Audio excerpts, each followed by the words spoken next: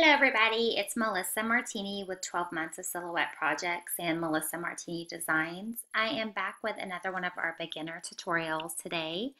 I wanted to talk to you a little bit about Studio and go over some of the fun buttons that are all around your mat. So we're going to just delve into this really fast.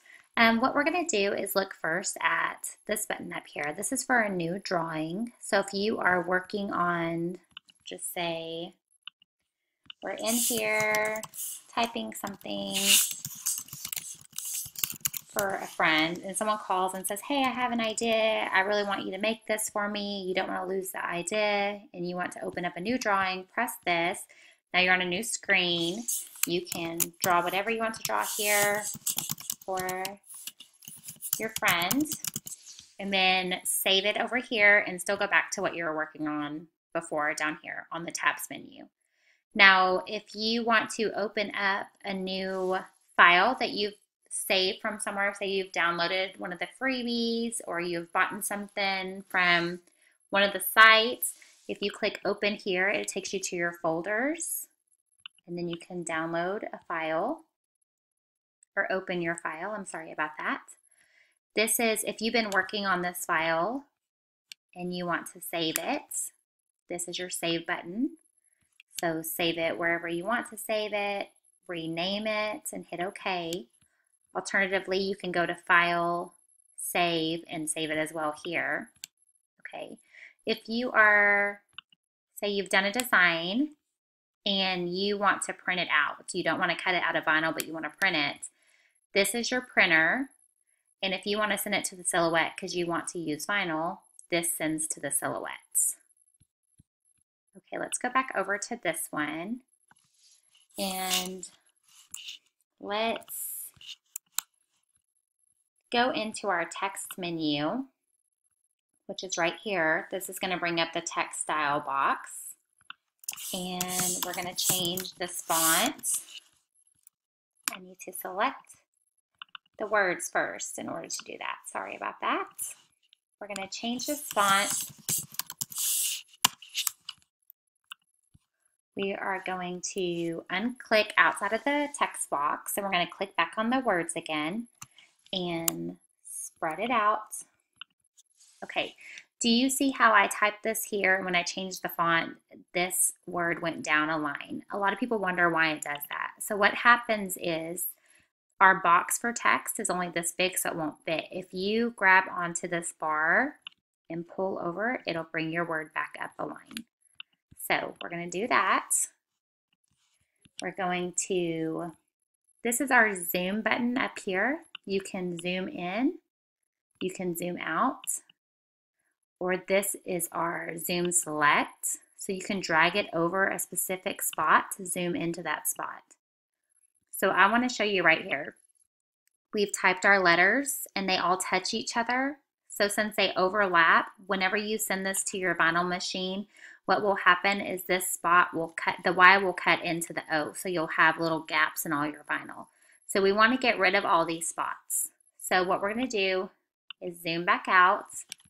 We are going to select our image, right click, weld, and now we have everything. If we zoom back in again, you can see that it's all one piece. There's no more cuts into the letter. Okay, so let's zoom back out. And I keep pressing the button over and over again. Let me show you a quicker way to do that. If we zoom into this spot and we want to zoom out, we can either hit Command or Control Z to get back to where you were.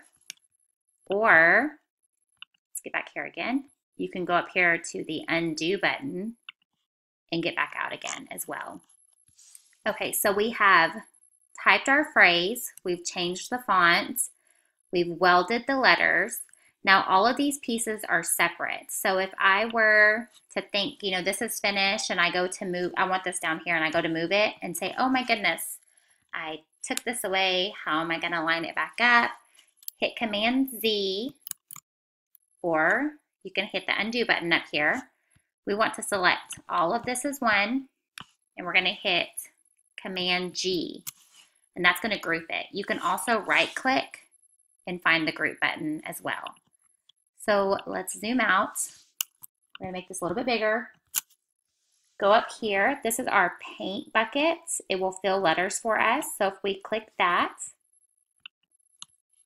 we can fill the letters. And we have a lot of people that will do this and say, how do I get rid of these red lines around my letter? Let's zoom in just a little bit more. These are your cut lines. They're automatically going to be red. If you want to change it for, just for your sanity or for mock-up reasons or just to show somebody, up here is the line color. If you click on the line color tab, you can change the line color to whatever color you want to. We probably want it the same as the actual color so you don't see any lines. So now we are going to zoom back out. This time we won't hit the undo button because that will make our line color red again. Okay, so let's play with another button. Let's ungroup all of these things. We want this heart to stay together. So I'm going to select them and hit Command G. And now I'm going to just place these words kind of underneath each other.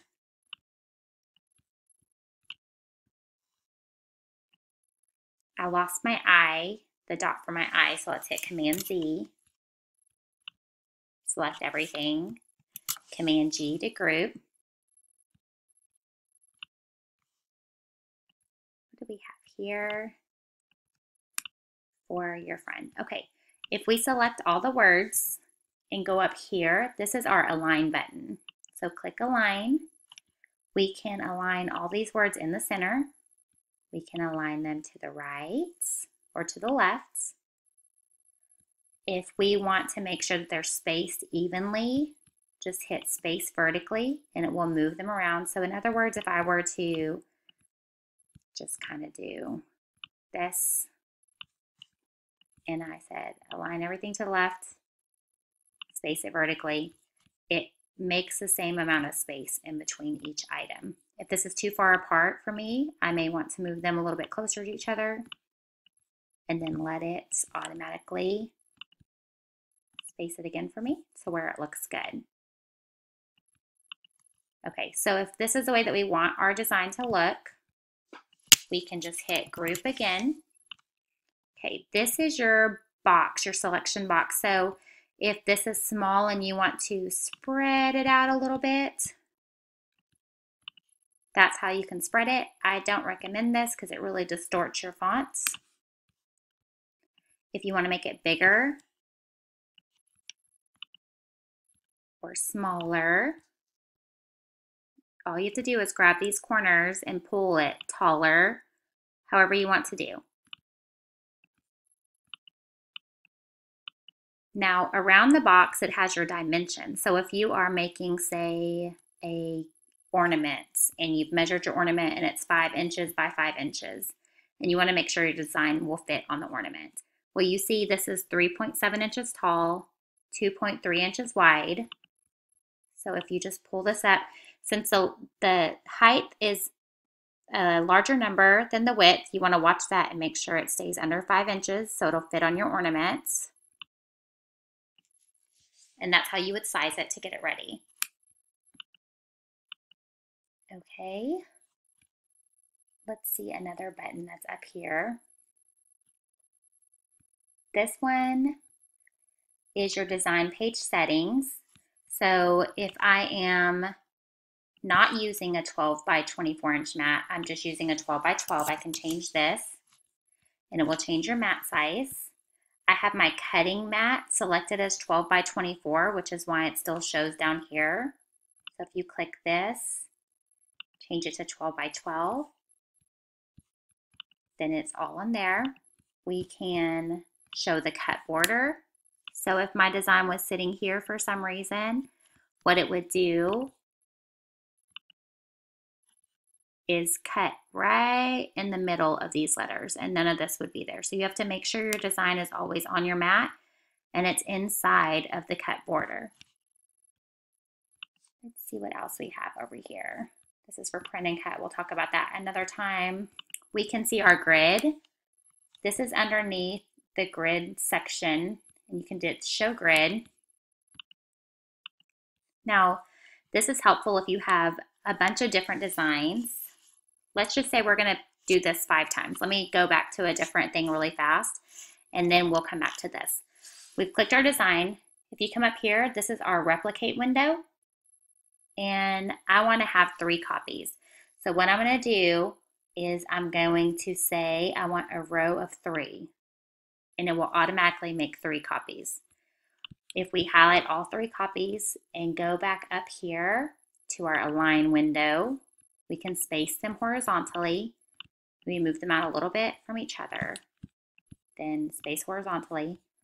Now, since I have put my grid marks on here, this is the actual silhouette mat. So we have 12 squares down and 12 across. So if you have scrap vinyl, you can actually count that this is 1, 2, 3, 4, 5 squares from the top to the bottom, and it's 1, 2, 3. This goes into the 4th square. So I need a 5x4 piece to stick here, and then over here on my 5th square, the second design starts. So I can count these, put my piece here for the second design. So you can actually see exactly where to lay each piece of vinyl so that it cuts on your scrap pieces. Let me see what else I have to show you guys. Of course, we have our eraser tool. If you want to go in and erase a part, usually this kind of freezes up the program for a while, just so you know. Whenever I did this stenciling video, the main reason why I didn't use the eraser tool or the knife tool is because it just slows everything down a little bit. But it will, that's good for if you want to make the stencils, you can use this. This one's a little bit too big. Let me hit Command Z, and we're going to go to a little bit smaller of an eraser. And then, okay, do you see how this is really crooked? When I use the eraser, it did this kind of zigzag line. Let's hit Command Z to undo that. We're going to zoom back in to where we want to erase, hold down the Shift button, and go across. And actually, that didn't work. Okay. You can also use your knife tool to go through and cut out your holes for your stencil. And since this is a small design, it's not really freezing up at all, which is nice. So what you'd want to do is go through and cut out anywhere that you would lose, like the center. And then it will cut as one whole piece. And this is only if you're cutting this out for Mylar or cardstock or something, to have a paper stencil or a plastic stencil that you can use more than once. Not for vinyl. You wouldn't want these holes in your design if you're doing vinyl. Okay. So this is a very random video, guys. I understand I'm going over a whole lot of stuff. I think I'll go ahead and stop it here because it's a lot for today.